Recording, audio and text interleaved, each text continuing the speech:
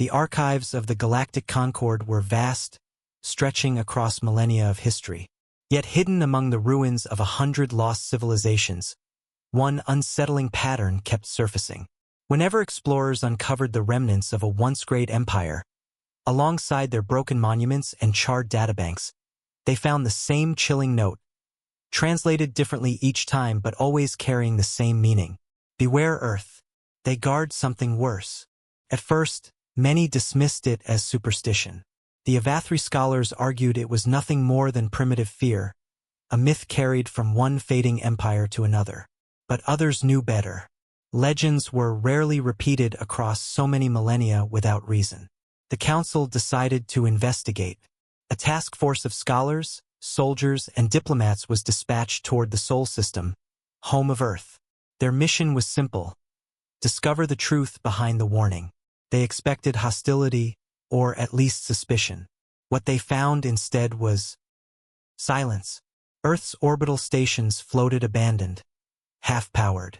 Cities on the surface lay strangely intact, as though humanity had simply stepped away. From orbit, the blue planet looked calm, alive with oceans and green continents, yet utterly devoid of human presence. No transmissions, no defense grids online, no movement in the megacities. The alien delegation landed cautiously in what human records had called New Geneva. Streets were empty, though the infrastructure remained pristine, humming faintly as if maintained by unseen hands. The silence pressed on them heavier than any battlefield. Commander Rethel, a veteran of a dozen campaigns, finally spoke. They are not extinct. No species vanishes without trace. They are hiding or waiting. The scholars scoured human archives.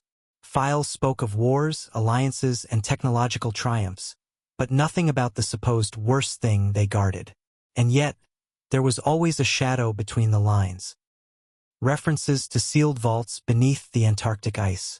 Warnings encrypted in layers of code too complex for alien systems. And always the same phrase appearing again and again across centuries of human documents. The lock must hold. On the third week of their mission, the delegation found it. Deep beneath the ruins of what had once been a military fortress on the Pacific Rim, there was a chamber. A door of impossible metal, etched with warning symbols not in human script but in dozens of alien languages, the same civilizations that had long since perished. The youngest of the scholars, trembling, whispered, "How could humans carve warnings in tongues that predate their own rise?" The metal door pulsed faintly, as if it recognized their presence. Something behind it stirred. Not sound, not movement, just the weight of awareness pressing against their minds.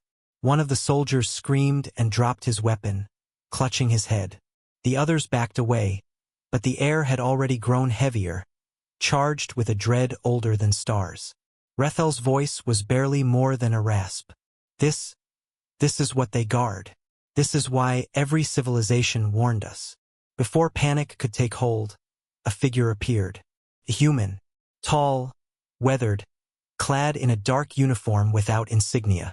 His eyes glowed faintly with something far beyond natural biology. "You should not be here," the man said, his voice carrying not just sound but resonance, vibrating through their bones. "The lock is not for you. It is for us to bear." The council envoy, gathering what courage remained, stepped forward. "What is it? What lies beyond?" The human regarded them with something between pity and steel. "You would call it a god, or a demon, a thought that devours suns. Long before your kind sailed the stars, it came to this galaxy. We chained it here and we, humanity, took the duty of guard. That is why the others warned you. Not because we are dangerous." His eyes burned brighter. "But because what lies beneath us is worse, and only we can keep it contained." The ground shook. The door throbbed as if straining against invisible bonds. The delegation staggered, some already weeping under the psychic pressure. The human raised a hand, and the trembling stopped. He looked older suddenly, as though the act of restraint drained him. "Leave. Carry this message back. Earth is not abandoned. Earth is the prison. Humanity is the warden. And if we ever fail, There will be no more civilizations left to write warnings. The aliens fled. None dared look back. When they returned to the council, no one argued. The record was sealed. Contact with Earth was forbidden. And though fear spread like wildfire across the stars, every delegate understood one truth with absolute clarity. The humans had not vanished. They were still there, in the shadows of their quiet world, standing eternal watch, guarding something worse,